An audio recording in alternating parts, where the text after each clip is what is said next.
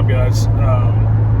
Going out of town, about a little 2-hour drive to go check out some roofs, give some estimates on some roofs that are out of town. I'm in the ST, so I thought I'd make a quick little video while I have it. I haven't been in it for a while. I picked up a 2017 Raptor for my personal vehicle, and I've been driving it a lot, and so more on that in a different video. But anyway, back in the ST, we're going out of, just picked up a Raptor, going 2 hours out of town, and I grabbed the ST. I still love this. I mean, the Raptor is an awesome vehicle, don't get me wrong. Different subject kind of, but the ST is just amazing. That's my overall thoughts of this vehicle. Really enjoy it. So what I'm going to do is I'm going to go over kind of the overall walkthrough on this vehicle, not necessarily mine, but like as a stock, as a platform almost, and just kind of explain that. And then I want to get into the tuning it process, what it took to tune it, how much money, the gains you got from it, different companies that are doing it. What I know now, I would have done things a little bit differently in the front or the beginning of owning this car, but I still don't regret it. I would have gone with different companies and things like that. So just gonna kind of talk about all that. So first off, stock, this car is phenomenal. Everything about this car is amazing. The tuning just increases all of that.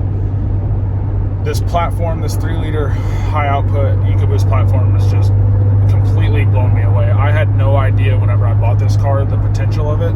So now that I'm like really starting to dive into it and kind of push it a little bit farther, it's just blowing my mind because there's still so much I could do that can get so much more power that's not that expensive, especially considering the starting price of this vehicle. Sorry, it's a little bumpy. I'm going 85 on this road, and it's not the smoothest interstate. But what I was going to get at is the overall vehicle is amazing. I mean, I'm going 85 right now, and this thing is just driving itself. Big crosswind, you can probably hear it. Amazing. The seats are comfortable. The massage seats are awesome. The sunroof is amazing. My son loves it. It goes all the way back, full Panamera sunroof. The third row, we haven't even used it yet, but that's going to be awesome. The second row bucket seats, my son has brought his huge teddy bear in here, but the 2-row back seats, or the captain seats back there, are awesome because we've done multiple road trips with friends, and we have no problems fitting, 2 fully grown men back there. And they have plenty of legroom. The seats are comfy. They got their own AC, everything. The car overall is amazing, especially for the money. Now we are coming from, I had a 2014 Jeep SRT, or my wife did. I bought it for my wife right whenever we got married. And I always said we put 60-something thousand miles on it before we got rid of it. Loved the car. I said all the time, there's no way I'm going to find a car that I'm going to enjoy more than this one, except for the Trackhawk. But the reason we were getting out of it was because of size. Once we had our son and the car seat was in the back, there wasn't enough room for me to sit in the passenger seat comfortably without it hitting his car seat, like back here. So that was an issue. And so then we went to go trading it in. My wife's always wanted a Range Rover. I always wanted a Range Rover, just kind of like a dream. Everybody kind of wants to own a Range Rover at some point. So we were able to go get one. Picked up an 18 Range Rover Sport, used. It had like 18,000 miles on it or something. And the inside of the car and the overall looks of that car are phenomenal. I really, the seats aren't comfy and things like that, but like overall the technology, the screens, the gauges, the steering wheel, everything was really nice in that car. I liked that, but overall I'll never buy another Range Rover again. Had problems as soon as we got it. Had to ship it 4 hours away on a truck to get warranted by the closest dealer, and then had to get it shipped back. So as soon as I bought the car, I had it for 2 days. That happened, and then I didn't have the car for 3 weeks. Terrible experience. Wasn't any money out of my pocket, but I bought a brand new vehicle. I couldn't even have it for 3 weeks, and it was like kind of a real turn off. And then the other thing is whenever that car it's on airbags, so whenever you go to pass somebody on the interstate, you're going 75 plus or whatever, you floor it, you go to pass somebody, it felt so unstable. It felt like the car wanted to roll, not roll over, but like the body roll of the vehicle just from changing lanes. And that made me uncomfortable. It didn't seem like a very like stable car. Gas mileage wasn't great. It wasn't very fast. It was a heavy vehicle, way overpriced in my opinion. And so then I started digging into the ST platform, and right away I was hooked by it. I love the 10 speeds. I think they look phenomenal with the new body style change and the interior change. The interior is extremely nice. The seats are awesome. Massage seats, all of the quality of everything is great. All this is nice plush leather. The steering wheel is awesome. There's plenty of room in here. There's, not much more you could ask for, especially at the price point this vehicle is. That's what I think people kind of look past nowadays, because vehicles are so damn expensive that it's hard to get what you want. And whenever you do get what you want, the prices are just outrageous. And this thing, being that you can pick this up, or used, whenever I pick it up for mid-50s. I think they had this one stickered at 57, and we paid 54. I think is what we paid, 54. So now they're probably 56, 57 for 2022 or 2021. But still an amazing value for a vehicle. The new SRT Jeep that we were going to get was $66,000, and it was used, and it was a 2016. And so, I was looking at getting back into a Jeep. That's how much I liked that car, but the space was just an issue. This car has plenty of space. It definitely outperforms, anything in its class. Even like the Trackhawk's not even comparable to this. That's kind of a whole thing, but it still even competes with that, which is obviously not stock, but with minimal mods. Tune and intercooler only, you should be running right there with the Trackhawk. So that is impressive as hell to me. I think what also has increased my confidence on these cars is people have pushed them so hard already, and way higher power levels than I have mine at, and probably will ever have mine at. So, and they still haven't broke anything. And so that makes me extremely confident, because I beat the hell out of my vehicles. Like every single vehicle I have, I drive it. I buy it because I want to drive it. I don't buy a performance SUV to set my cruise on the highway and just kind of cruise, right? So if I wanted to do that, I'd just buy the XLT. So I use my vehicles. I like to beat on it. Makes me enjoy the vehicles a little bit more. So I was going to modify this. Well, in the performance SUV market, there's really nothing. The Durango RT would be the closest comparison to this as far as size and,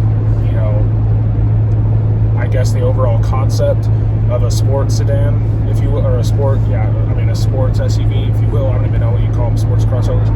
They're still way more expensive. They're slower, worse gas mileage. They don't look near as good, in my opinion. And they're a lot heavier. So you can get into a ST, you have basically the same room interior, you have nicer stuff on the interior, which now the Durangos with the new screens in them and stuff, those are probably pretty sweet. But again, you're paying an extra 20 grand for that, so they should be a lot nicer on the inside. And the ST is just blowing me away.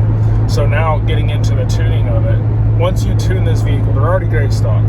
Once you tune this vehicle, it is a completely different animal. And I mean that, you would not believe what a $600 software upgrade tune does to this vehicle, as far as you're already putting in the gas you would normally use, right? 91 or 93, you should be putting as high as you can to get the most power out of it, because these knock sensors and the way that Ford does their Y-band up to the air fuel and everything, the higher octane you put in your vehicle, the more power you're going to get, even on the stock tune. So put 91, 93 in it, and then you get this tune on it, and you specifically boost it or tune it for 91 or 93 octane, and it is a completely different animal. The shift points are better, they tune the transmission, shift points are better, overall, all around better. And a lot of times people are nervous about tuning their vehicles thinking of a reliability issue. A lot of times what people don't realize is these dealers, every vehicle on the market is held back from a standpoint of the ECU tuning. They detune or cut the power on a lot of these vehicles to make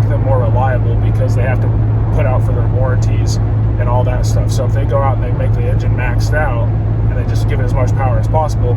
Gas mileage goes down, reliability goes down, their cost goes up, and then reliability of the whole product goes down in general, and they don't want that. So a lot of these cars, I mean every car on the road, is tuned back to be safe, to where no matter where you're at in the United States, you can put 87 octane in your tank and you shouldn't have an issue. So, we never use that octane. If you can tune it to where it's tuned for that octane level, it's going to run better. It's not necessarily less reliable. I mean, if anything, they probably clean up a lot of the stock tunes. There's a reason why these tuning companies are making so much money. They know what they're doing. So they're not going to go out and put tunes out that are going to be blowing people's vehicles up, because then they don't have a company. So these tunes are still fairly reliable, especially the first revisions like what I'm on. It's probably, I know it is held back tremendously, because I know what 60 to 130 times are from other tuning manufacturers that have gotten dialed in, and they're a lot faster than this, a second or two faster, 60 to 130, which is a pretty big difference. So, but the thing is, with this tuning company that I went with, I'm still happy with it. Like, for me, I'm looking at it now, is the reason I went with this company is first because the main company that's, the flagship for Explorer or ST tuning, if you will, has all the records and times and, the fastest vehicles under his platform. He was not making tunes at the time. I don't know exactly what he was doing. I think he was just kind of supporting the company, trying to make sure he had the supporting things in place for whenever he did open back up, because he got flooded as soon as he said he was doing it again. It's ZFG. And ZFG, he wasn't making tunes at the time. So I did my research. I narrowed it down to Palm Beach and 5-star tuning. Now, granted, I got this vehicle, had 200 miles on it, and it was brand new. Whenever I tuned it, I had 200 miles on it. So there wasn't a whole lot of information out there on these. A lot of these companies were just releasing their baseline numbers, and it was probably 6 months into them having the platform, so they weren't very ideal anyway. So he wasn't making it. It was between two companies. I went with the company that had the faster 0 to 60 time, which sounds crazy, but I didn't know much about Palm Beach Dyno. I've heard a few things, heard a few great things, heard a few bad things. So I was like, I haven't heard any negative things about 5-star tuning, at the time. And this platform is new. They have a shop ST, so I'm sure that they have a lot of baseline runs and things. So I went with them, and I don't regret it because I have not had a single issue. But now I'm looking at it to the point of, I got it because the ZFG wasn't available. Now I'm going to be able to, I'm going to have to repay for tuning. It's going to be another $800 or whatever it has to be. But I have the Engage that I can now use on my Raptor. So I'm just going to take that off and probably use I think it's RTD cable with the ZFG. Whenever I get that new tuning, it's going to give me even more power, crisping everything up even more. You have to do revisions with him going back and forth, so the tune is going to be way more dialed in. It's going to be a lot faster, a lot more reliable, and I'm going to have a full set of custom tunes instead of just over-the-shelf tunes. So I'm excited for that. I'm just kind of waiting until I get burnt out by this, and every time I reflash a higher level up, like a 93 tune, whenever it's usually on the 91, if I put a 93 tune on it, like it's on it right now, or the E50 tune, I fall in love with this vehicle all over again every single time I drive it. It's unbelievable. And so the tuning it's so easy. You're not going to have to worry about blowing your stuff up if you just do your research on your tuning companies. All they do, like for 5-star, for an example, I can give you the go through on that. So I ordered it online. I called the guys. They set me up. I ordered it over the phone, and they got your VIN number and all that stuff. So then they send you the Engage right there, and a SD card, and you have to go out, and this thing like scans your vehicle, gets the base file on your SD. And you take the card out, put it on an email, send it over to them. They work it up. They'll send you back the tunes, and then you can get it out, load them in, and that's literally all that I've done. It took about 30 minutes is all. Once I had it took a day or two to get the Engage in the mail. Once I had that, it took 30 minutes, and I had this vehicle completely tuned. Haven't had a single issue since. It was extremely easy. It wasn't very expensive. I want to say I paid $300 or something for the tunes, and the Engage was like $400. I want to say it was like $600 to $700 total to get the N-Gauge with the tuning. You don't even have to do the N-Gauge. There's cheaper options, but I wanted that for just the gauge in general. I think it's pretty cool. So yeah, I mean, the tuning is extremely easy. I don't know exactly what else I can answer in a video. I was just kind of trying to help you guys make the decision. It's, you know, the whole warranty thing, tuning your car, losing your warranty possibility, I get it. You know, these vehicles are still new, so every single one of them on the road are still in warranty, I'm pretty sure. I think the highest mileage one is like 50,000, so he's still under warranty technically. So, you know, the possibility of losing your warranty on tuning a vehicle, I understand that.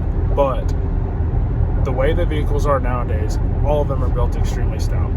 I mean, they're way better vehicles than they were 5-10 years ago. You know, everything about them is better. The reliability is better on all of them. So I'm not too concerned about the warranty issue. If it's something that happens bad enough to where they know that it's not involved with the tuning and it's just a mechanical fault, you're not going to have a problem getting that part warranted, because I guarantee you Ford doesn't want all this crap happening with, you know, people saying stuff about their vehicles not being reliable and things of that nature. So I'm not too worried about the warranty thing. Obviously, I tuned my 200 miles on it, haven't had a single issue, no check engine lights, nothing. It's at almost 17,000 miles on it now, and like I said, I drive the vehicles rough. I think that it's a phenomenal vehicle. I'm excited for what's going to come in the future. There's a few guys that are already pushing over 550 wheel. There's one guy that got over 600 wheel, Theo. He's like god tier of STs. Everybody knows who he is in the ST community anyway. Pretty sure it's the fastest Explorer on the planet. And I think he was like 600 and something, and then I can't remember what the torque number was. I want to say the torque was still in the 500s, but to even think about what that power level would feel like in this thing is just unbelievable. I mean, and it's cool that he's still doing that on an unopened engine, and I'm pretty sure he just has the flex plate on the transmission done, and I think it's a stock transmission, maybe a Ville transmission, I can't remember.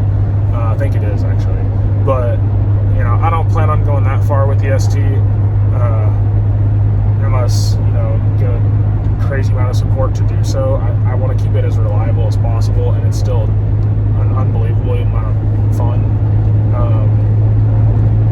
And I don't see us through Ford. We got a deal, 0% financing, 0% down on this car. So I didn't put any money down, and we already have like, you know, almost $20,000 worth of equity in this vehicle because of the no interest. So I don't really see us getting rid of this car, to be honest.